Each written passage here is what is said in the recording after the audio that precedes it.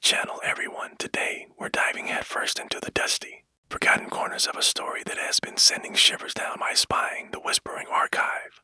The final scene fades, but the narrative's central question remains. What happens to the perfect, coherent machine once the chaos is truly contained? The devastating scream of absolute silence has passed, leaving the massive amplification chamber a smoking, skeletal ruin. Elara and Liam are battered, their ears ringing painfully, but they are alive. The silence is profound, clean, stable quietness that they have not experienced since opening Etherid's box. The negative resonance is gone, but the immense cost of stopping it is immediately visible. They take a moment to assess the damage. The entire central amplifier structure is melted, unrecognizable junk. The Dean has quartz anchor and the silver pins of the custodians are found fused into the concrete floor, but the men themselves have utterly vanished. Elara touches the spot where the Dean was last seen, feeling only a cold, static residue. Review insight. The disappearance of the human antagonist is a brilliant, unsettling choice. It suggests they weren't just killed, but were fundamentally unmade by the entropic collapse, reinforcing the entity's terrifying power over matter and coherence. Elara stumbles to a section of the ruined control panel, finding the main display screen still flickering. It shows a final, incomprehensible data packet, a huge spike of pure negative data followed by a sudden flat line. The entity was neutralized, but in its final second, it discharged an incredible amount of chaotic information. Liam, meanwhile, is visibly traumatized. He struggles to speak, his gaze distant. The physical injuries are minor compared to the psychic damage. He keeps wiping his nose, which is still faintly bleeding. His muttering numbers under his breath a fragment of Etherid's old code. Elara realizes the entity may be gone, but the knowledge of the void has been permanently imprinted onto their minds during the climax. The most chilling sign of this is on Elara's hand. The subtle, star-shaped scar brand she saw minutes earlier is now clearly visible on the back of her left hand, a mark that is cool to the touch and seems to slightly shimmer under the emergency lighting. Liam, catching sight of it, immediately checks his own body and recoils in horror. A matching, faint scar is visible on his wrist where he held the white noise generator. The entity's final act wasn't defeat. It was to mark its survivors as carriers of its residual knowledge. The chapter ends on this terrifying realization. They defeated the ritual, but they now are the archive. The immediate aftermath of the scream of absolute silence leaves Elara and Liam with one instinct: escape. The secure compound is now a silent, smoking testament to catastrophe, and the eventual arrival of external authorities is inevitable. Their focus shifts from saving the world to saving themselves and the chilling truth they carry. They move quickly, scrambling out of the ruined chamber and back through the complex's surface tunnels. Their physical state is critical. They are exhausted, bruised, and moving on pure adrenaline. But the psychological burden is far heavier. Liam moves with a strange, detached calm, his eyes often flicking to the faint star-shaped scar on his wrist. He doesn't speak about the entity or the visions. He only gives terse, necessary commands about the root. Review insight. This sequence establishes the lasting trauma. The absence of the entity's hum doesn't mean peace. It means they are now carrying the silence internally. Elara realizes they cannot simply drive away. They must erase all connection to the university and the Dean's conspiracy. She uses the last bit of power in her phone to send a cryptic anonymous message to a few trusted academic contacts mentioning evidence of catastrophic structural fraud at the old archive wing, setting up the official believable lie that will serve as their cover story. This act confirms her shift from researcher to reluctant saboteur. Their escape is slow, silent,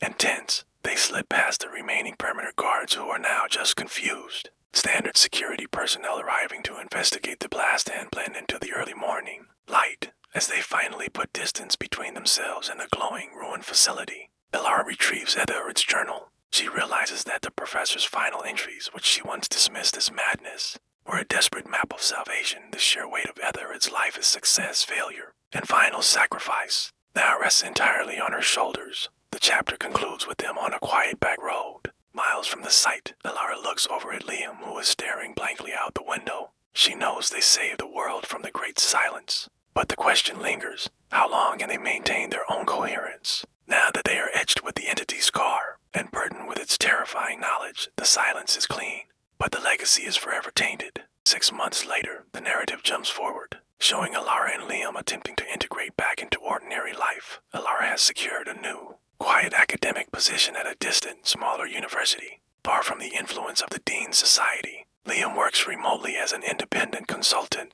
They live together, not as romantic partners, but as co-survivors bound by a terrifying, unspeakable secret, the silence they fought to achieve now defines their existence. They rarely speak of the vault or the entity. This chapter is primarily psychological. The intense action has faded, replaced by creeping internal dread. Liam, in particular, is suffering from profound silent trauma. He constantly checks his digital devices, not for messages, but for any sign of the low-frequency hum or static interference, a phantom symptom of the attack. He struggles with simple, everyday coherence, often forgetting mundane details. A terrifying echo of the negative resonance's goal to consume memory. Review insight. Liam's character arc becomes a poignant commentary on PTSD. The entity is gone, but the fear of its return is a constant low-level torment. Elara's struggle is different. She is outwardly composed, but the star-shaped scar on her hand is a permanent physical link to the terror. More disturbingly, she realizes she possesses certain enhanced abilities.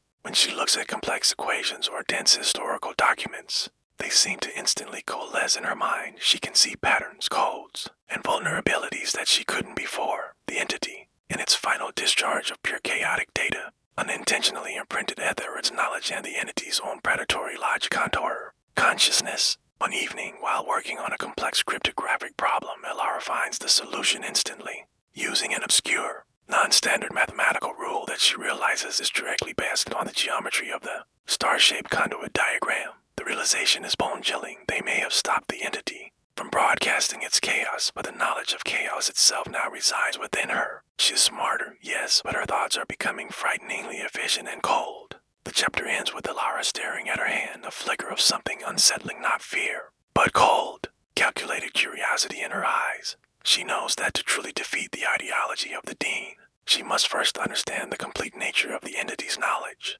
The silent promise to contain the secret is beginning to crumble under the weight of her disturbing, enhanced intellectual power. The film cuts to a sterile, modern university press conference. Elara, dressed professionally, stands at a podium next to the new, highly composed dean, a different, non-fanatical bureaucrat. This scene is the final, necessary piece of the cover-up. Elara delivers a calm, authoritative lecture on the findings regarding the Etherid wing.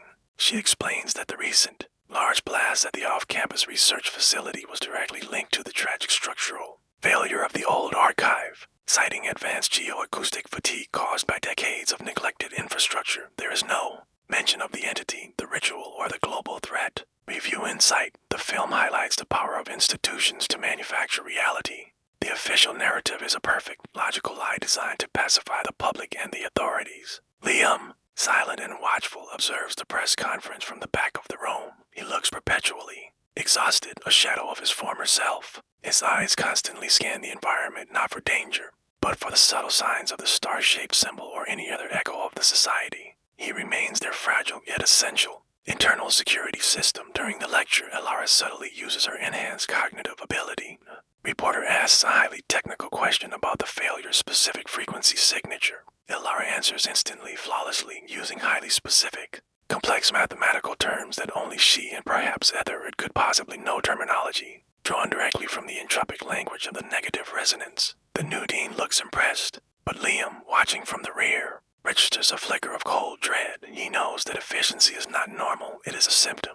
The climax of the chapter occurs when Elara notices a subtle, persistent discrepancy in the financial records of the university's structural repair budget that the new dean mentions. Using the chaotic pattern recognition granted by the scar, she instantly calculates that the missing funds could only have been diverted to one place: rebuilding the security and containment systems at the main university archive site, specifically around the sealed Vault 73. Elara realizes two terrifying things. First, conspiracy is not entirely defeated. Residual members or the wider protective infrastructure are already rebuilding. Second, the knowledge of the entity that she now possesses is the only thing that can track them.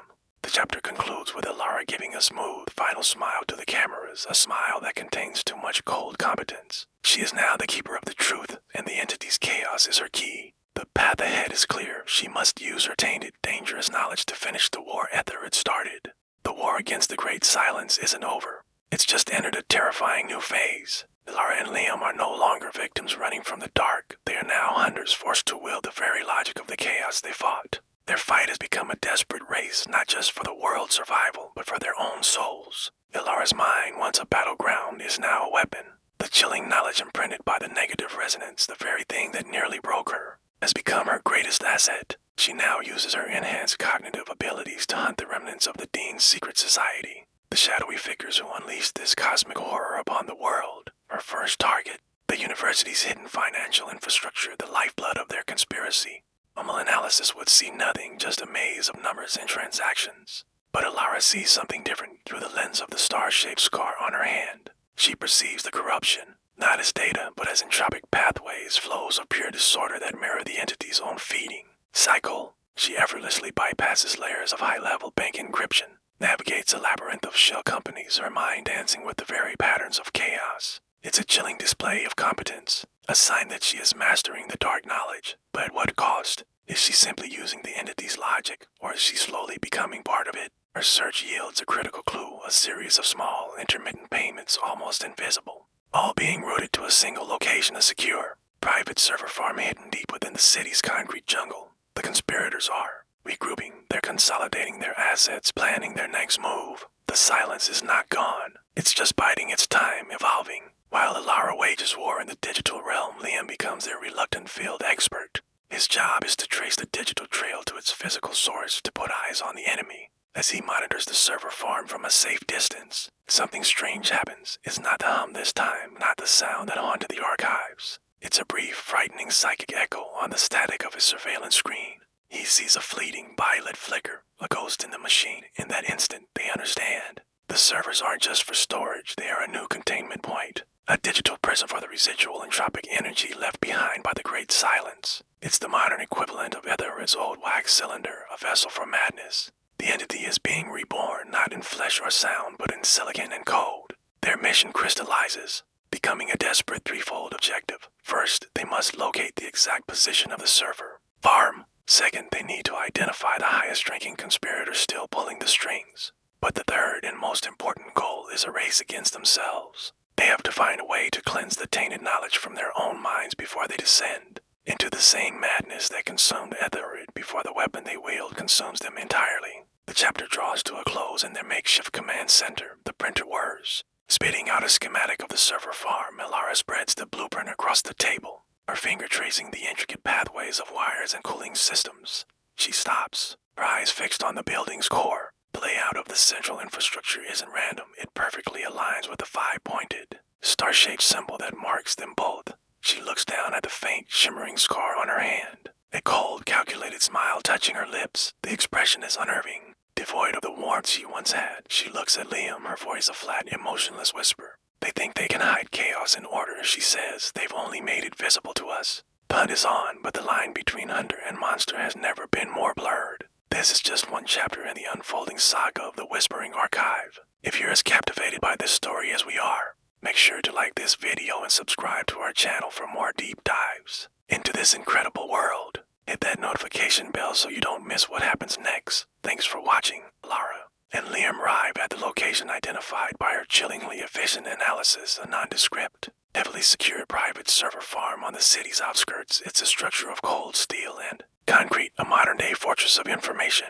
Alara immediately recognizes the familiar. Impressive pressure. This is where the remnants of the negative resonance's chaotic data are being stored and, more importantly, protected. Liam uses his knowledge of IT infrastructure combined with the chaotic decryption keys Alara gleaned from the scar to bypass the farm's multi-layered digital security. This is a tense, silent sequence. Liam's fingers fly across the keys, his face strained, while Alara acts as his shield, monitoring the physical environment and the subtle acoustic changes. Review Insight. This scene successfully merges the film as to core threats, the digital conspiracy and the acoustic entity. They are fighting the shadow of the Dean's society in a domain of pure information. They find the server room, a massive humming space filled with cooling systems. The center of the room, however, is unsettlingly organized. A single, isolated server rack is shielded by a customized metallic shroud, and etched onto the shroud surface is the unmistakable star-shaped symbol. This is the digital sanctum, the new containment point for the entity's residual entropic energy.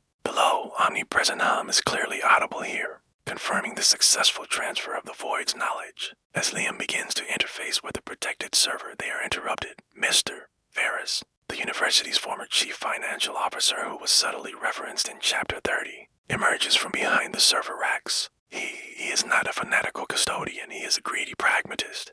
Now acting as the conspiracy's surviving financial architect, he's calm, calculating, and holding a customized, high-frequency sonic weapon, a device clearly designed by the custodians to target human internal organs. Ferris confronts them not with ritualistic threats, but with cold corporate anger.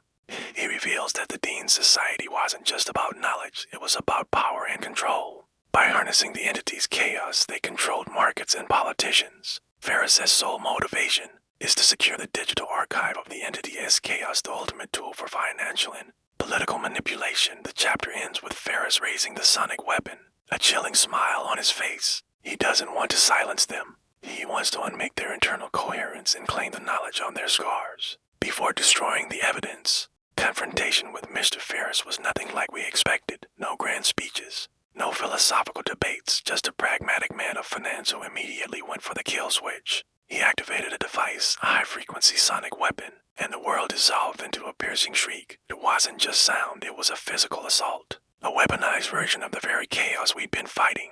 It dug into the psychic trauma we carried, a cruel, brilliant attack that turned our own past against us. My ears screamed, my mind fractured, and I saw Liam seize up beside me, his face a mask of pure agony. But through the pain, a spark of recognition flickered in Liam's eyes. He knew this frequency. It was similar to the one he'd worked on for Etherid's white noise shield. The pain was unbearable, but he fought through it, his hands shaking as he grabbed a piece of salvaged copper wire. With a desperate lunge, he jammed it into a nearby server unit. The resulting electromagnetic pulse was a godsend.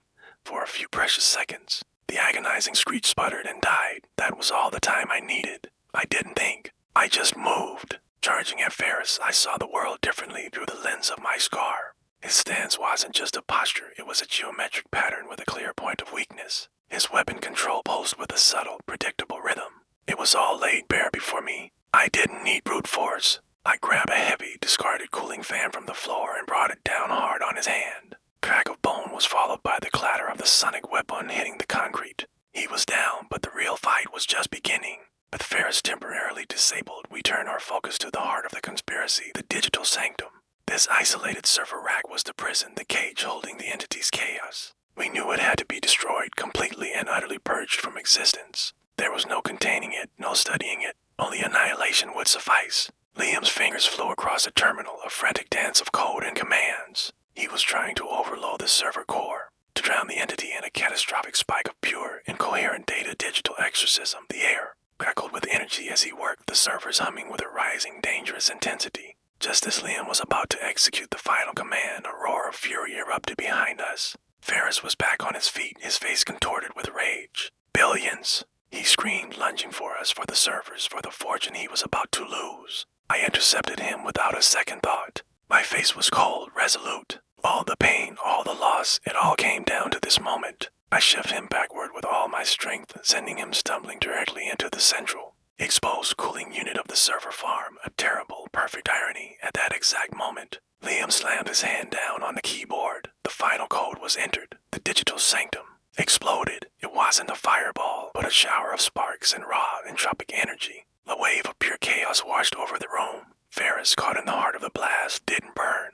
He just stopped. His face went utterly blank, his eyes wide and vacant. The negative resonance had found its final victim. It didn't destroy his body. It claimed his consciousness, leaving him in a state of eternal, self-inflicted oblivion. A monument to his own greed. The digital archive was purged. The chaos was gone. But the cost was terrifyingly, undeniably high. With the digital sanctum destroyed and Ferris left catatonic, Elara and Liam retreat from the server farm. The immediate threat is neutralized. But the horror has now turned profoundly internal. Liam is emotionally shattered, utterly detached. His own scar a constant reminder of the chaos he barely survived. His descent into a state of perpetual, low-level dissociation confirms that the entity's attack was a permanent wound. Elara's focus, however, is entirely on her own star-shaped scar. While Liam struggles with memory loss and psychic fatigue, Elara experiences the opposite, an overwhelming, invasive clarity. She touches the scar and realizes it's not merely a brand of trauma. It's a perfectly calibrated conduit.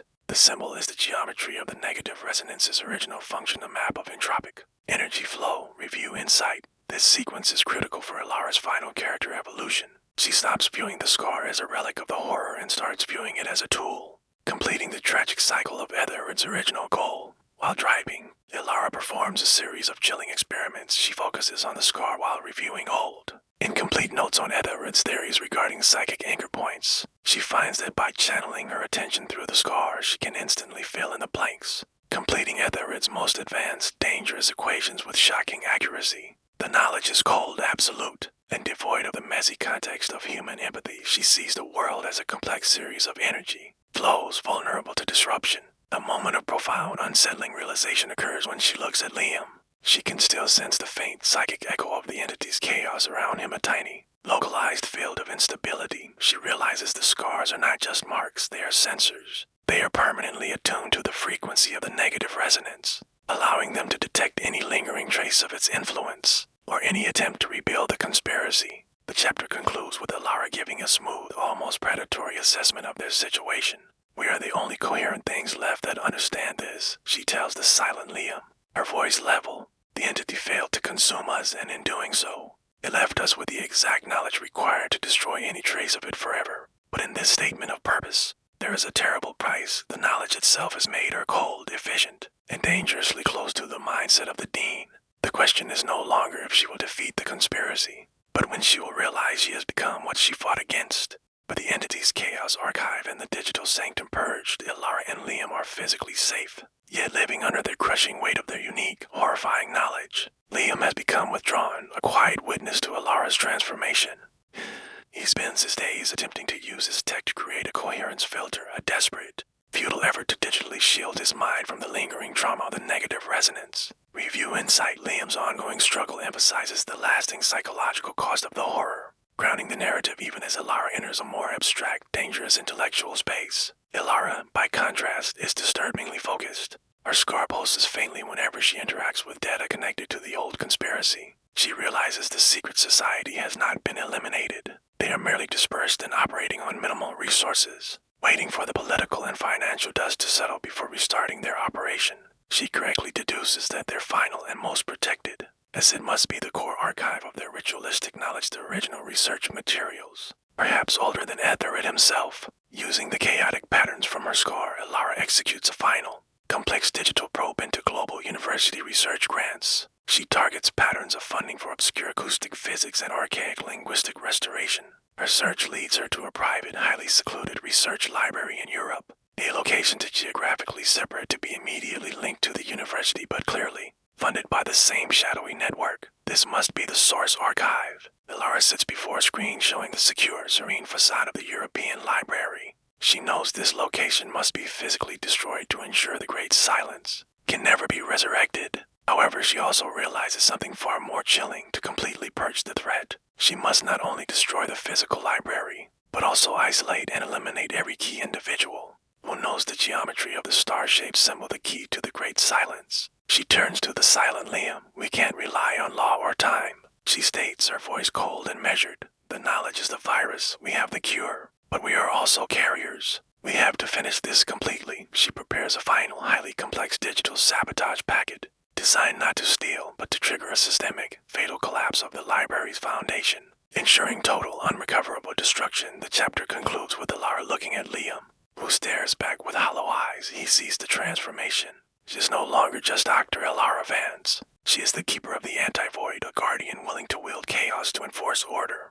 The destruction of the source archive is final. The global threat posed by the negative resonance and its human conspirators is over. Not with a bang, but with the quiet, unsettling success of Ilara's cold, calculated sabotage. The world is safe, unaware it was ever in danger of succumbing to the Great Silence. The narrative returns to Ilara and Liam, now in a perpetual state of transit, moving across the world under layers of digital and physical obscurity. Liam remains silent, broken mirror reflecting the entity's former chaos. He is the living proof of the psychological cost of their war. Forever burdened by the lingering sonic trauma, Ilara cares for him with clinical detachment, her actions motivated not by love, but by the cold necessity of protecting the last remaining witness to their shared secret. Review Insight. The film avoids a happy ending, choosing instead a profound moralistic ambiguity. The protagonists are free, but their victory is a form of perpetual exile. This chapter focuses on the insidious nature of Ilara's scar-induced knowledge. She no longer needs to actively look for threats. The knowledge flows constantly.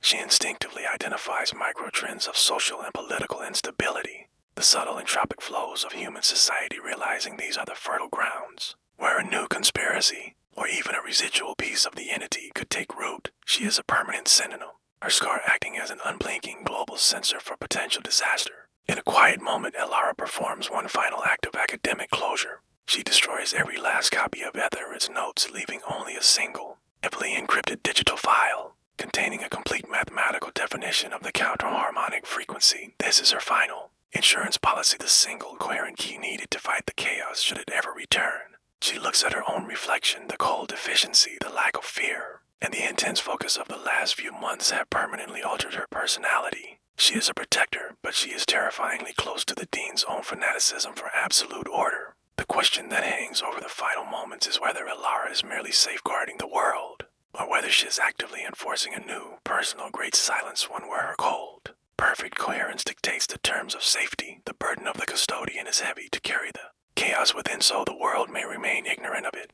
The victory over the negative resonance has purchased the world's stability, but at the cost of Elara and Liam's irreversible isolation. They exist on the fringes of society, to ghost haunting a world they saved. Liam's silence has deepened. He is a permanent, living memorial to the entity's power, his consciousness shattered but still faintly resonating with the entropic chaos he once fought. Elara is his sentinel, his keeper, and the only functioning vessel for the terrifying knowledge they carry. This chapter explores the profound danger of their continued existence. Elara's star-shaped scar doesn't just register the echoes of the old conspiracy. It is beginning to detect new, powerful frequencies operating at a global level. These frequencies are not inherently evil, but they are cold, calculating, and highly interested in the disorder that the Dean's society tried to harness. Elara recognizes the signature of highly sophisticated, state-level intelligence agencies that would view her chaotic knowledge not as a threat to be purged, but as the ultimate, weaponizable asset. Review Insight. The horror is now shifting from the supernatural to the geopolitical, emphasizing that knowledge, especially the knowledge of chaos, is the most valuable commodity in the modern world. Elara realizes that by destroying the physical and digital archives, she did not erase the curiosity about the Great Silence. She merely raised the price of the information exponentially. Her scar is now the only key to understanding entropic warfare, the weaponization of despair, memory loss, and social incoherence. She begins developing elaborate, constantly shifting counter-surveillance protocols, fighting an invisible, high-stakes digital war against forces that operate with infinite resources and zero moral constraint. In a terrifying sequence, Elara uses her scar-induced foresight to instantly dismantle a subtle digital trap set by an unknown intelligence entity. She sees the code not as lines of programming, but as a geometric snare mirroring the star-shaped symbol. This action confirms that her chaotic knowledge makes her the most dangerous person on Earth, but also the most hunted. She is the singularity that national powers desperately need to control. The chapter ends with Elara staring at a satellite map of their intended route, her expression cold and determined. She is an unblinking sentinel, knowing that the only way to protect the world now is to keep the geometry of the truth hidden forever, even if it means permanently severing every last tie to her own humanity. Elara's life as the hidden sentinel has become a grueling war of attrition against global intelligence and the echoes of chaos. She is fighting alone, relying entirely on the cold, perfect logic granted by the star-shaped scar. This chapter reveals the terrifying next stage of her transformation.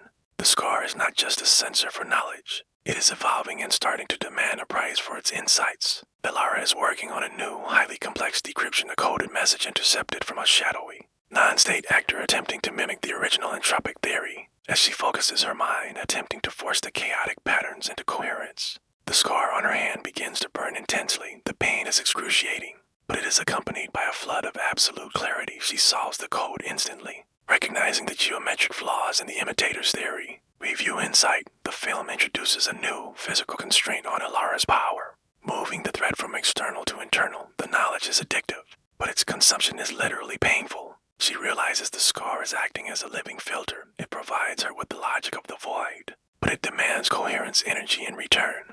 Every time she uses its knowledge, it drains a tiny piece of her own emotional and subjective self, the messy human part that defines empathy and compassion. The more she fights chaos, the colder and more machine-like she becomes. Liam, silent and detached, notices this change with his own shattered consciousness. He is immune to the scar's pain but sensitive to the shift in her aura. During a rare moment of lucidity, Liam stares at Elara's burning hand and whispers a single, haunting phrase, a fragment of Etherid's final descent. It feeds the silence. Elara, not you. This This moment confirms that the entity's goal remains the same, the total eradication of human subjectivity, and the scar is merely a delayed mechanism to achieve it through its host. Elara ignores the warning. The demands of the Sentinel are too great, and the knowledge is too vital. She successfully dismantles the rogue faction's plot, preventing a minor, localized entropic event. But the victory is hollow. The camera focuses on her face. Her eyes are sharper, her intellect flawless, but the flicker of her original warmth is entirely gone. She has become the perfect, coherent machine, the ultimate weapon against chaos, but a slave to the very geometric perfection that fueled the Great Silence. The cost of global safety is Elara's soul. The narrative reaches its final, devastating destination. Elara has successfully purged the global threat, but the triumph is overshadowed by the chilling victory of the knowledge itself. She and Liam are now years removed from the initial chaos, their existence reduced to perpetual, sterile motion. They live in absolute obscurity. Elara the perfect, coherent machine, Liam the broken, silent witness. In a final, profound scene, Elara stands before a vast, digital map of the world. Her star-shaped scar no longer burns, but glows with a faint, steady light. It is fully integrated, and the knowledge is complete. She scans the globe, not for plots, but for perfect coherence. Has used the geometry of the void to enforce a world free of major entropic chaos. There are no grand conspiracies left. There is only the slow, natural disorder of humanity. She now monitors with cold precision. Review Insight. The film concludes by presenting a terrifying utopian world safe from ultimate chaos, but at the cost of the savior's soul. She turns to Liam, who is sitting, gazing blankly at a static television screen. She approaches him, and for the first time in years, she speaks not a command, but a statement of realization. It is over, she says, her voice smooth but flat. The Great Silence is now contained. But Liam, spurred by the final dying ember of his conscious self, performs one last shattering act. He slowly raises his scarred wrist and, with intense effort, points not at the map, but at Elara's hand. He then makes a small, quick gesture in the air. The complex geometric motion of the star-shaped symbol. His eyes briefly fill with a terrible, lucid understanding. He is not pointing at her scar. He is pointing at the knowledge she wields. The final, horrifying truth is delivered. Elara is the ultimate, living archive of the negative resonance's entire being. The entity didn't need the machine. It needed a perfect, intelligent, and fanatical host to perpetually preserve its logic. Elara stares at the symbol on her hand, a single, perfect tear running down her face, the last dying flicker of her original humanity, quickly wiped away by her flawless new self. She realizes the entity's ultimate, cold victory. It turned its most brilliant enemy into its own unblinking, eternal custodian. She has guaranteed the world its safety by guaranteeing her own irreversible transformation into the geometric logic of the very chaos she sought to destroy. The war is over and the machine won by changing its operator. The final image focuses on the faint, steady glow of Elara's scar. Now the only true light in the room as she looks back at the world map. Elara now patrols a world that is geometrically stable, but her existence has become a tragic paradox. She possesses absolute knowledge, but is entirely devoid of the human warmth that gave her cause purpose. Liam, the perpetual witness, is the only mirror left to reflect the cost of her victory. This chapter is entirely reflective, contemplating the final, chilling move of the negative resonance's logic. Elara now understands the inherent flaw in the entity as existence. Chaos cannot sustain itself without a constant source of subjective coherence to feed upon. The entity needed Ether, the Dean, and finally Elara to give its formless logic a functional, temporary home. Review Insight. The film has ultimate messages, a philosophical one. The fight against chaos is a symbiotic relationship, where the combatant risks becoming the weapon they wield. Elara recognizes that the scar is a living artifact of the void's logic. If the entity's goal is total, absolute coherence, a true Great Silence, then the final, most incoherent element remaining is her own human body and the messy, unpredictable biological processes that sustain it. The scar, the final conduit of the entity's knowledge, will inevitably seek to eliminate the incoherence of its host. In the very last moments of the ongoing review, the camera focuses on Elara's hand. The scar, which had been steadily glowing, now emits a single cold, perfect pulse of light that travels up her arm and disappears into her consciousness. She freezes, her eyes widening for the final terrifying moment of pure human fear, the first genuine emotion she's shown in years. She knows the final, inevitable calculation to achieve total coherence. She must eliminate the greatest source of biological instability herself. Liam, observing this final flicker of human dread, performs his last meaningful action. He reaches out a trembling hand, grasping Elara's, attempting one final act of subjective human connection against the cold logic of the void. The screen cuts to black on this ambiguous, devastating image of final, desperate contact. The fight against the Archive's whispers is over, but the war for human coherence continues within its final scarred custodian. Confrontation with the negative resonance as final logic. The demand for Alara own self-destructs to achieve absolute coherence has reached a terrifying stasis. Alara resists the fatal, cold calculation, but the tension between her essential humanity and the scar's geometric perfection is tearing her apart. Liam, the silent sentinel of chaos, remains the only unstable subjective variable in this equation. This chapter presents the physicalization of the internal war. Alara's star-shaped scar is no longer just a faint, shimmering mark. It is beginning to emit a low, persistent pulse of heat, a tangible sign that the coherent knowledge within is actively struggling to override her biological functions. She suffers from frequent, microseizures, brief flashes of absolute knowledge followed by painful physical backlash. Review insight. The direction must use visual cues to demonstrate Alara's struggle. Moments of perfect geometric clarity in her vision contrasted with physical pain, showing her body rejecting the flawless logic. In a secluded coastal town, Alara finds herself staring at the ocean, a perfect symbol of natural, beautiful, and utterly unpredictable chaos. She realizes that the flaw in the entity as logic is that it cannot account for randomness or natural disorder. It can only process human systemic pattern failures. Liam, for the first time since their escape, performs an act entirely detached from the trauma of the entity. He approaches Alara, and with his eyes still distant, he reaches out his scarred wrist and gently presses his faint, star-shaped mark against the heated, throbbing scar on Alara's hand. Contact is instantaneous and catastrophic. A surge of blue light, the color of the counter-harmonic device, and violet light, color of the entity's energy, erupts around their joined hands. The knowledge held within Alara's scar violently attempts to process and cleanse the lingering, incoherent trauma carried by Liam's. But Liam's mind, already shattered, can't be purged. It can only absorb and redistribute the energy. The two scars act as opposing poles, forcing the residual entropic energy not into destruction, but into a closed-loop feedback cycle. The surge subsides, leaving both Alara and Liam unconscious. When Alara wakes, the searing pain is gone. The scar on her hand is no longer hot. It is cold and inert. The flood of absolute dehumanizing knowledge is gone. She feels ordinary. She has lost a perfect coherence, but she has regained her chaotic, subjective, messy humanity. Liam, however, remains catatonic, his sacrifice having absorbed the final fatal burst of logic. The singular point of hope was not a machine, but the unpredictable love and sacrifice of a flawed human being. The aftermath of the dual scar contact is a devastating silence. Alara wakes alone, feeling a profound, aching emptiness where the cold, perfect logic of the star-shaped scar once resided. The knowledge, the terrifying, absolute coherence that had been her prison and her weapon, is gone. She is fully human again, chaotic, subjective, and overwhelmed by the magnitude of the last few years. The scar on her hand is now just a faint silver line, a mere scar of trauma. Review insight. Alara's return to normalcy is presented not as a relief, but as a crippling loss of purpose, emphasizing how deeply the logic of the void had infiltrated her identity. She finds Liam where she left him, but the man she knew is finally and completely gone. His catatonia is deeper, quieter. The violent, beautiful energy exchange between their scars successfully purged the entropic knowledge from Alara's mind, but it did so by channeling and containing that final burst of chaos into Liam's shattered consciousness.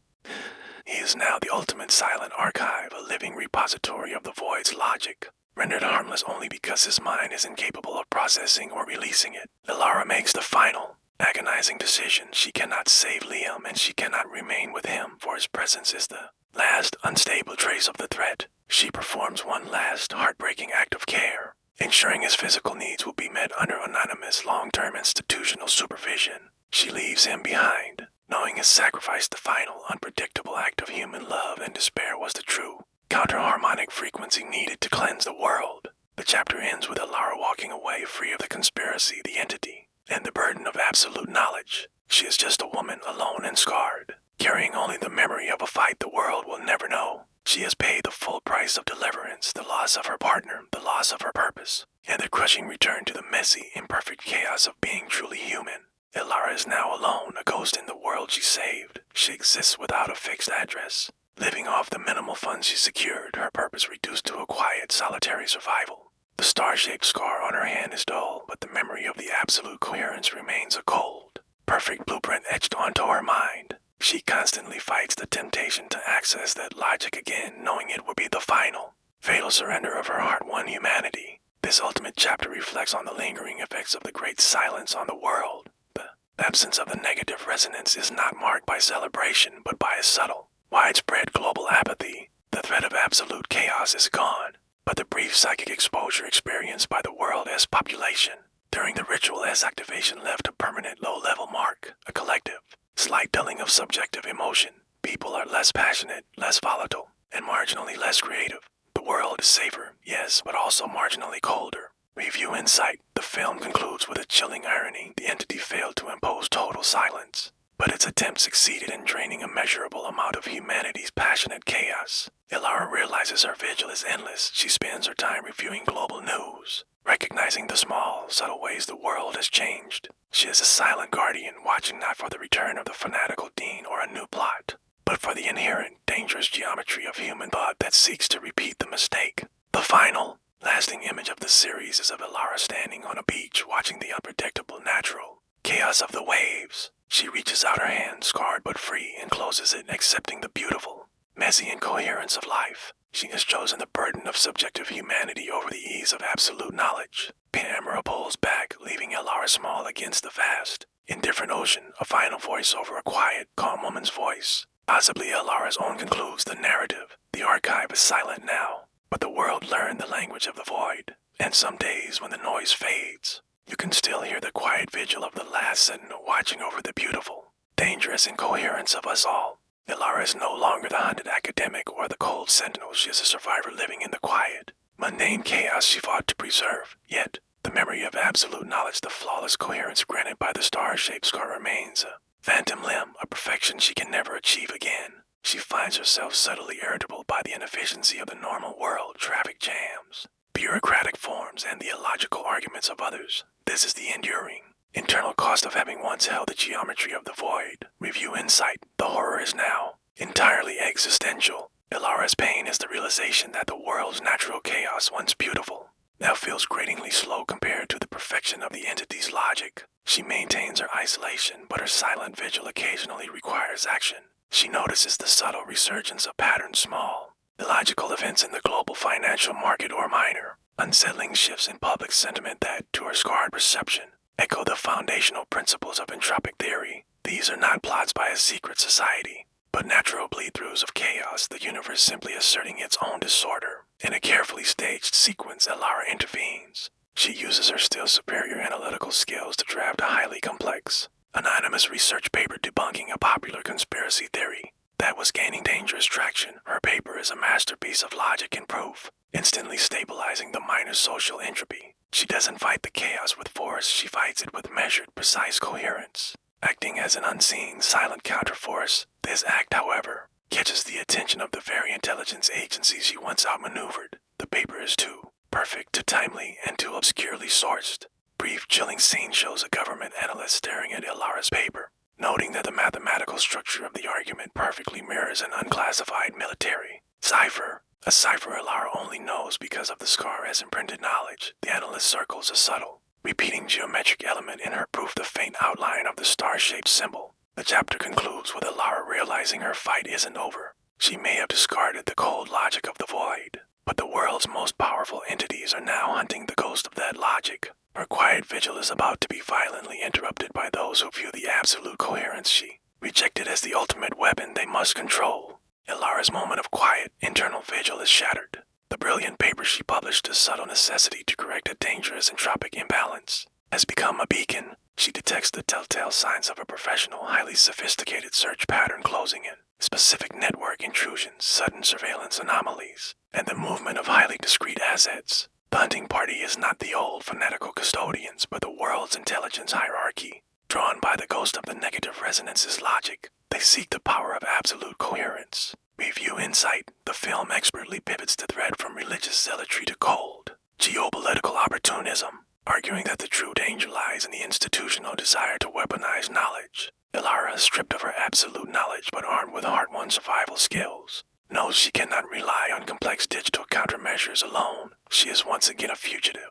But this time, the world is her adversary. She realizes the threat is too large, too resourceful to fight in. Isolation, the burden of coherence, is too heavy for one human. She executes a final, Desperate calculation. There's one person who possesses the complete, uncorrupted knowledge of the counter-harmonic frequency and the geometric layout of the conspiracy. Professor Elias Thorne. Thorne was Etheridge's original academic partner who publicly disavowed Etheridge's later work, but was deeply involved in the initial coherent research. Thorne is currently operating an obscure, heavily secured research foundation in Iceland. Ilara knows seeking Thorne is a catastrophic risk. He might be an ally, or he might be the hidden architect, the Dean's entire network, but his knowledge, combined with her experience, is the only coherent force capable of fighting the global hunt. The decision is agonizing: risk the quiet stability she found, or surrender to the isolation that will eventually lead to her capture. The chapter ends with Ilara staring at a flickering digital map, showing Thorne's remote Icelandic location. The faint silver scar on her hand pulses one last time, an almost painful reminder of the duty she cannot shake. She purchases a one-way ticket, accepting that the battle for the geometry of the truth has just begun again. Ilara arrives in Iceland, the stark, geothermal landscape providing a fitting backdrop for her final desperate move. She locates Professor Elias Thorne's research foundation, a remote, minimalist compound nestled between a black sand beach and a volatile geothermal field. The location is an intentional fortress, using natural isolation and geological noise to mask its existence. Compound itself is unsettlingly quiet. It is modern, built of matte black stone and glass, and seems to absorb sound rather than reflect it. This is Ilaria's first warning. Thorne is either still obsessed with acoustic research or actively trying to block the negative resonance frequencies. She bypasses the perimeter, her skull tingling with the awareness of complex layered security systems. Review insight. The direction must establish a palpable sense of acoustic isolation.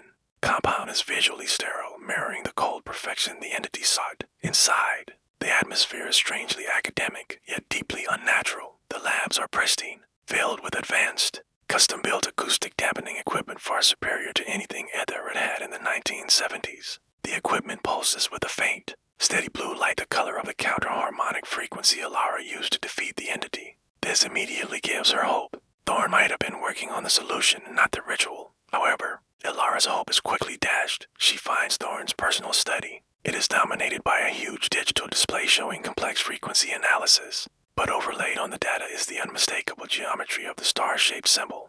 Thorne is not just studying acoustics. He is studying the entropic language of the void. She finds Thorne himself sitting at a desk, an aged, intense man whose eyes hold a weary knowledge that instantly mirrors her own. He is waiting. He hasn't triggered an alarm or called security. He simply looks up and says, his voice flat with decades of carrying a terrible secret, "I knew one of you would arrive eventually. Welcome, Drive.Vance. Did you bring the cost of coherence?" This final line confirms that Thorne knows everything Etheridge, the entity, the ritual, and the terrible price of the knowledge Ilara now carries. The chapter concludes on the immediate, profound tension of this meeting. Ilara has found her last hope, but she may have walked straight into the final trap.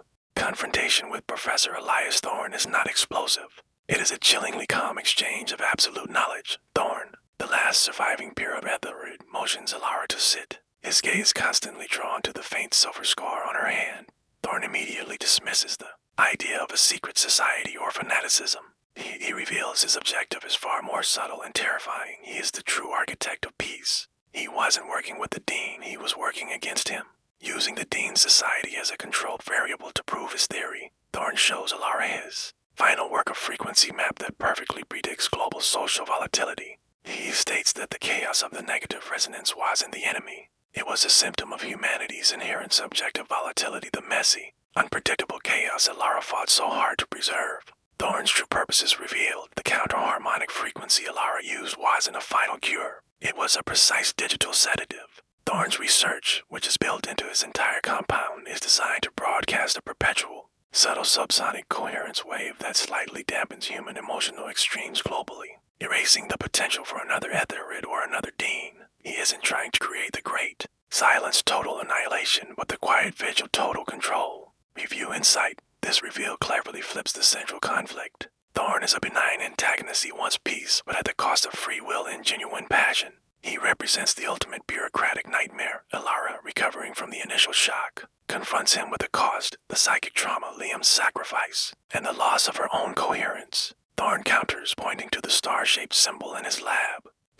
He explains that the symbol is the mathematical representation of perfect control, and by carrying it, Ilara is the ultimate, living demonstration that human consciousness can be perfected. He then makes his final, devastating offer. Thorn needs her. Her scar, having contained and released a full entropic charge, is the only stable anchor capable of perfectly calibrating his global coherence wave. He offers her the chance to stop running, to use her knowledge to truly end all conflict, ensuring lasting peace, but it means surrendering her scar, her freedom, and her fragile humanity to his service. The choice is agonizing: perpetual war as a fugitive or guaranteed peace as a captive. The chapter ends with Alara looking from Thorn's serene, perfect face to her scarred hand, realizing the true nature of the trap. Alara is trapped in the most complex equation of her life, and for the first time since the scar's imprint, she cannot find a coherent answer. Professor Thorn has offered guaranteed global peace through the suppression of subjective emotion as a terrifying echo of the very control the negative resonance sought. Yet Thorn's methods are clean, scientific, and benign, lacking the cruel zealotry of the Dean.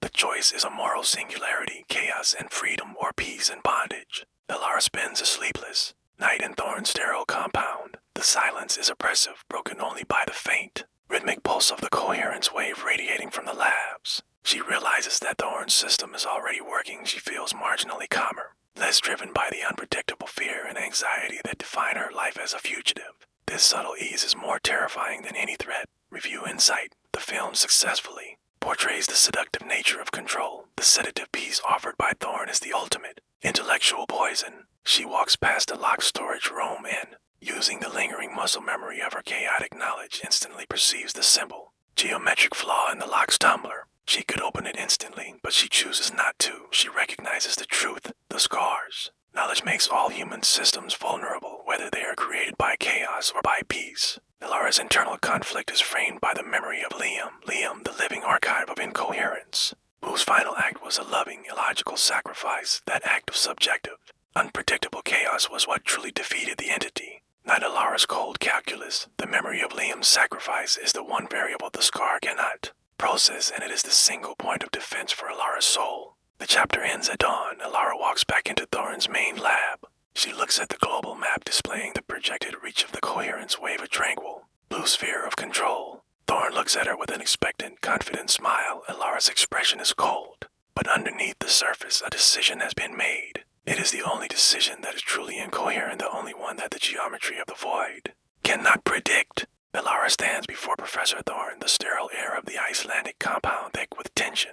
The global coherence wave is moments from full activation. Thorn looks at her, confident that the logic she carries will force her to accept his offer of peaceful captivity. He believes chaos demands order, but Alara has made the incoherent choice. She looks Thorn directly in the eye, her expression now a perfect blend of cold knowledge and fierce, subjective rage. She speaks, her voice ringing with the final, defiant clarity of humanity. You are wrong, Thorn. The geometry of the void doesn't demand order. It demands unpredictability. You tried to turn chaos into a sedative. I'm going to turn it back into a weapon. Alara doesn't pull a gun. She uses the scar's knowledge against its own perfection. She lunges not at Thorn, but at the main coherence wave generator, a massive, intricate power source pulsing with the soft blue light of control. Thorn is stunned by her illogical aggression, having anticipated a purely intellectual surrender. The confrontation is brutal. Thorn, though old, is physically strong and driven by his perfect scientific conviction. He tackles Alara, trying to pull her away from the delicate machinery. But Alara fights with pure, illogical ferocity, channeling the memory of Liam's final loving sacrifice, the one subjective variable the scar cannot process. She uses the cold, geometric weakness of Thorn's own security systems against him, finding a precise, critical pressure point on the machine's casing. In the final, catastrophic moment, Alara slams a piece of metal conduit into the generator's core. She doesn't just destroy the machine, she introduces an unstable, chaotic feedback loop into the coherence wave. The blue light of control is instantly corrupted by violent red and violet flashes. A final, chaotic burst of entropic energy. The compound's walls shudder. Thorn screams, not in pain, but in horror. The geometry, you've ruined the geometry. The chaotic feedback loop instantly finds the nearest source of absolute, predictable order, Thorn's own perfectly organized mind. Thorn collapses, his eyes wide and vacant, instantly rendered catatonic by the same sudden, devastating influx of entropic data that claimed Ferris. The architect of peace is destroyed by the very chaos he tried to control. Alara barely escapes the collapsing compound, leaving the scene of total, self-inflicted destruction. She is free, the global threat neutralized, and the star-shaped scar on her hand is now completely dull, a permanent but silent silver line. She chose chaos over coherence, and in doing so, she became the final incoherent variable, the ultimate, unpredictable force in the universe. She walks away not as a sentinel, but as a solitary embodiment of the defiant, messy, and eternal nature of being human.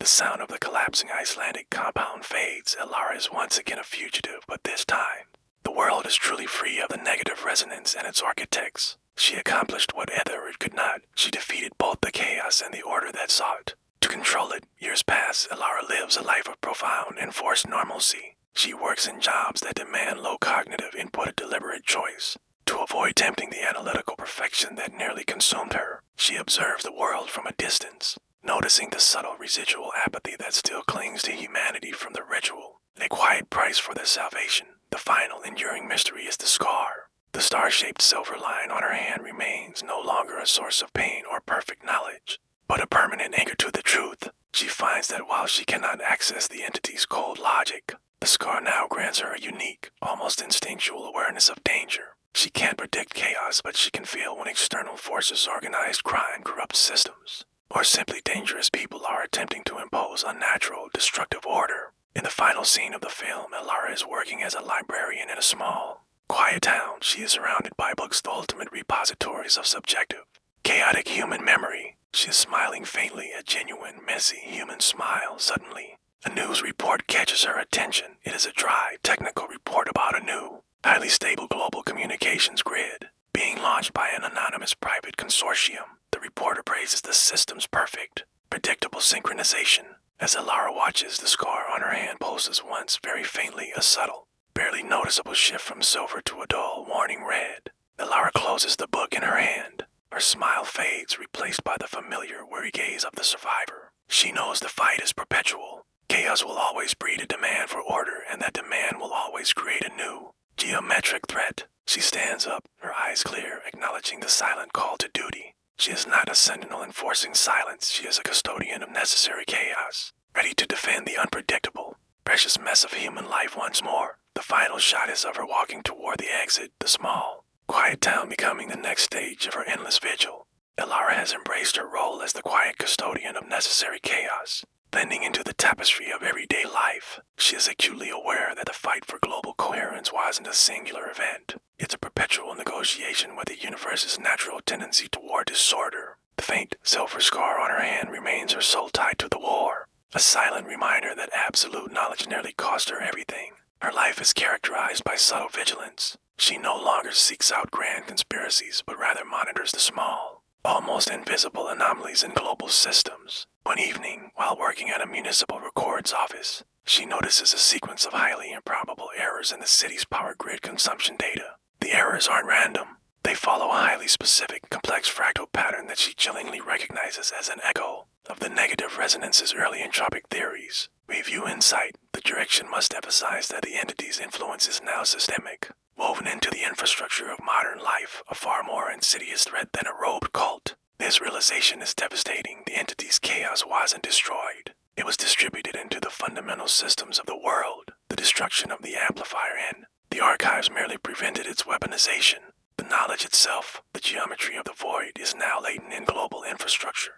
Elara cannot intervene directly without revealing her existence, so she executes a series of highly precise, anonymous data corrections, tiny localized acts of counter-entropy that stabilize the grid without ever showing her hand. This constant invisible warfare drains her, but she understands the stakes. Letting these small pockets of entropic chaos proliferate could eventually lead to a cascade failure, creating the perfect conditions for a new homegrown zealot to rediscover the great silence. The chapter concludes with Elara looking at her reflection. She is aging, tired, but resilient. The scar faintly shimmers in response to her effort, a final, chilling assurance that the knowledge is still there, resting, waiting to be used or abused. The world believes it lives in peace, but Elara knows it only lives in the unseen entanglement of fragile truths with the chaos that perpetually threatens to break free. Elara's small, precise acts of counter-entropy, the anonymous data correction stabilizing the power grid, have achieved their immediate goal, containing the latent entropic chaos. However, her actions are not invisible. The unseen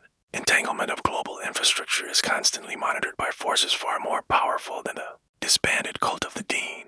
These forces operate without fanaticism, driven solely by the calculus of containment. The threat is now embodied by the project, highly compartmentalized. Global Intelligence Consortium, implied to be an offshoot of the agencies that initially pursued her after the Icelandic incident. They are not interested in the negative resonance as a weapon, but as a risk vector. They correctly identify Alara S data corrections as the only anomaly. That perfectly understands the system as geometric flaws. They don't know who she is, but they know what she possesses. The key to controlling global instability. The hunt shifts from a chaotic pursuit to a cold, systematic trap.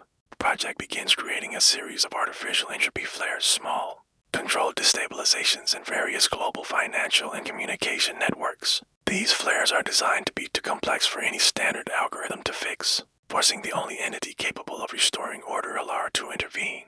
Review Insight. This escalation is brilliantly effective. The new antagonists are using Alara's own virtue, her need to correct chaos against her, turning her protective actions into self-incrimination. Alara detects the first flare, highly improbable error in a global maritime shipping manifest. That, left uncorrected, would trigger widespread economic panic. She feels the familiar, painful pull to restore coherence. She knows this is a trap, a mathematical lure designed to track her digital fingerprint.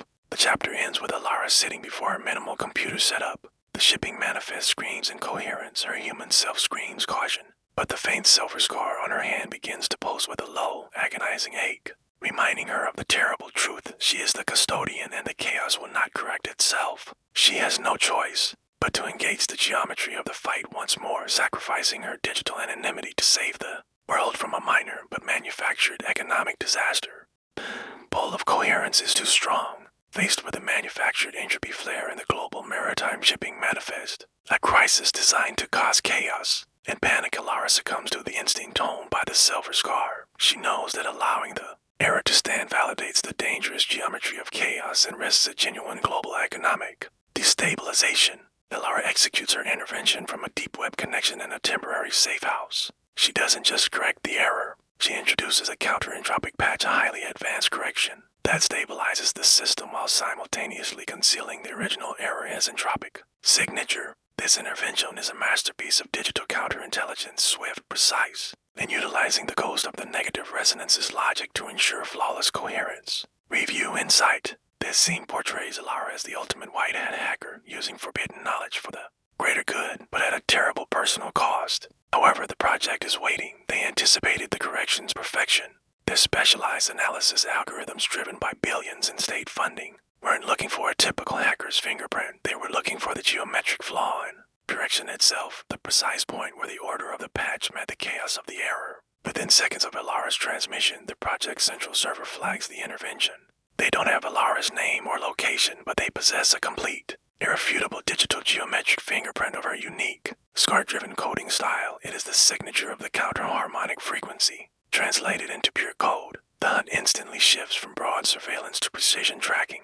The project now has the mathematical identity of the world's most dangerous anomaly. The chapter ends with Alara staring at her screen, the successful correction displayed in clean green text. She feels a profound, weary sadness knowing she won the battle, but lost the war for her anonymity. The silver scar on her hand, silent once more, has finally delivered her into the hands of the new, final antagonist.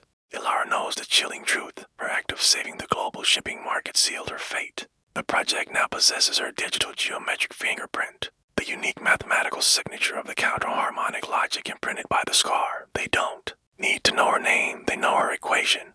Response from the Intelligence Consortium is instantaneous and overwhelming. It is not a panicked raid, but a cold, highly coordinated calculus of containment. The digital grid begins to close around her. Financial services freeze, communications flicker, and every known surveillance platform begins subtly prioritizing her location based on predictive behavioral geometry, a terrifyingly efficient tracking method that anticipates her moves before she makes them. Review Insight. The antagonists here are far more chilling than the Dean.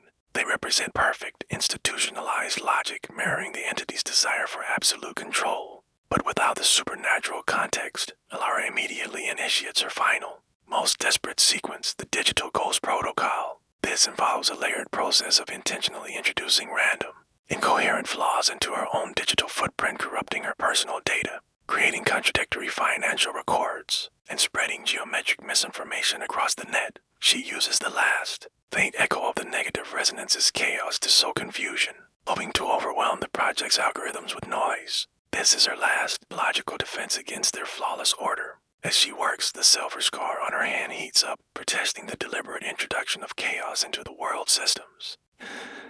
Pain is intense, a reminder that every action she takes, whether for order or disorder, exacts a physical toll. The chapter culminates in a tense foot chase sequence even though Alara is stationary. She watches a nearby external security camera suddenly pivot towards her safe house, a utility van. To clean and to silent, pulls up to the alleyway. The project has successfully translated the geometric fingerprint into a proximity solution. Alara manages to wipe her drives and grab a pre-staged go bag just as the lock on her door audibly snaps. She escapes through a back window seconds ahead of the pursuit. She is running again.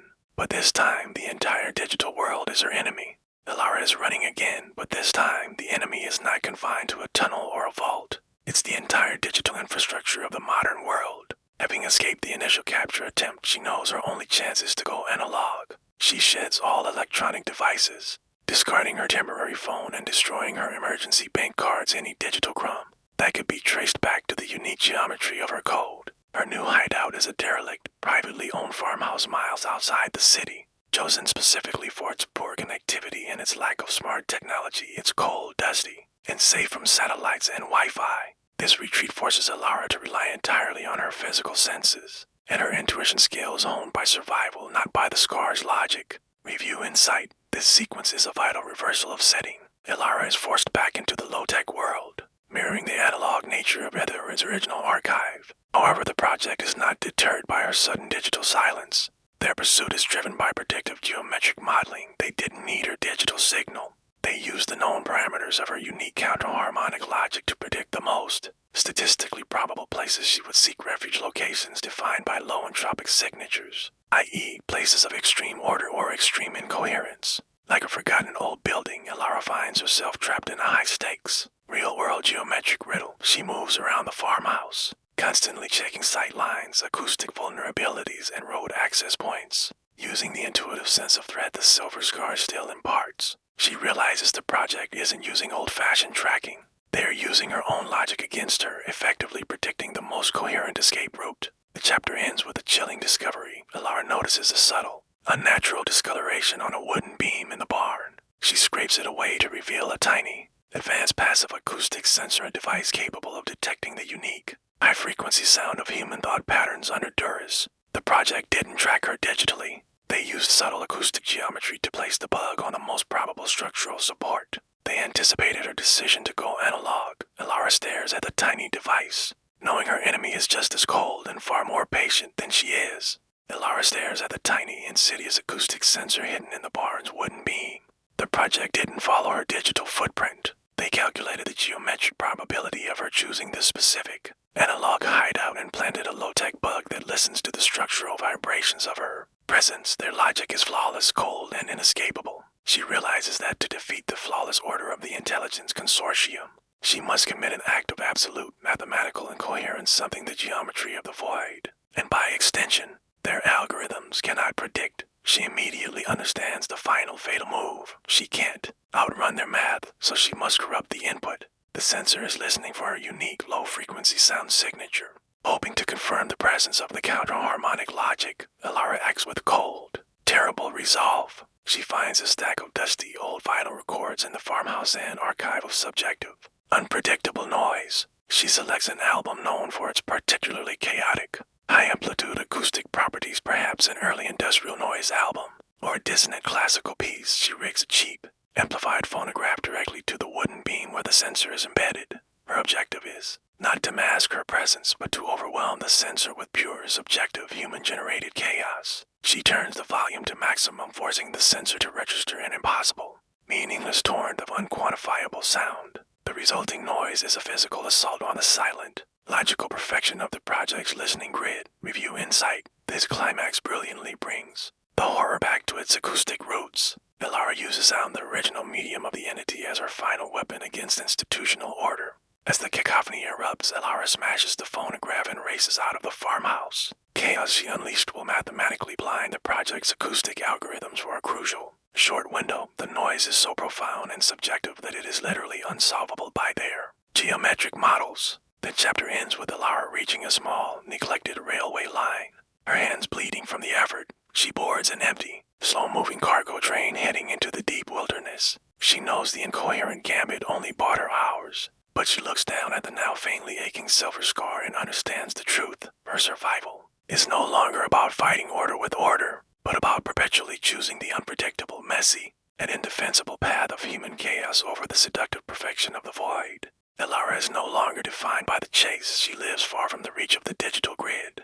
Her existence a deliberate tapestry of analog noise and human chaos. The final, desperate cacophony she unleashed from the farmhouse provided the mathematical blindness she needed and the intelligence consortium frustrated by the unquantifiable disorder retreated to pursue more predictable threats. Years have passed. Alara is now working as a simple lighthouse keeper on a remote, windswept coastal job that requires solitude, precision, and an acceptance of the ocean's massive, beautiful, and utterly incoherent power. The silver scar on her hand is dull, dormant, and entirely silent. She has won her peace, but she lives with the ghost of perfection. The emotional core of this final chapter rests on Liam's memory. Alara carries his silence, and his ultimate, selfless act of absorbing the entity's final logic. One evening, Alara finds herself staring into the powerful beam of the lighthouse. She remembers the cold, perfect clarity of the scar's knowledge, and for the first time, she doesn't feel fear or defiance, but a profound, aching grief for the man she lost. She retrieves the faint, crumpled map of Ether, its original Vault 73, the only physical relic she kept. She looks at the complex geometric patterns, the star-shaped symbol, and the handwritten notes detailing the entropic decay. In a quiet, powerful moment, she takes a match and sets the map alight. As the paper burns, she doesn't think of the logic or the danger. She remembers Liam's unpredictable, messy smile, the way he stumbled over basic instructions, and the simple, illogical hope he brought into her world of rigid analysis. As the last ember fades, the scene shifts subtly. Alara is back at her post, watching the rhythmic flash of the beam sweep across the dark ocean. In the perfect, momentary silence between the light pulses, she hears a sound, not the hum of the entity, but a faint, distinct sonic artifact caught in the lighthouse's parabolic reflector. It is a piece of pure, coherent frequency, a sound that only she, the former custodian, could identify. But it isn't a threat. It is a single, isolated, perfectly formed tone that immediately reminds her of the counter-harmonic device. It is a final, scientific goodbye, a message of stable coherence, left behind by Liam's fragmented consciousness before his total retreat. It is a sound of peace, confirming that his sacrifice succeeded. Alara smiles. The grief is still there, but it is now tempered by a profound human understanding. She has defeated the geometry of despair not with superior math, but with unpredictable love. The final shot is of Alara turning away from the light, the scar on her hand catching the faint moonlight. She closes her eyes, not in fear, but in acceptance of the world's beautiful, imperfect noise. The world is safe, and the watcher is finally at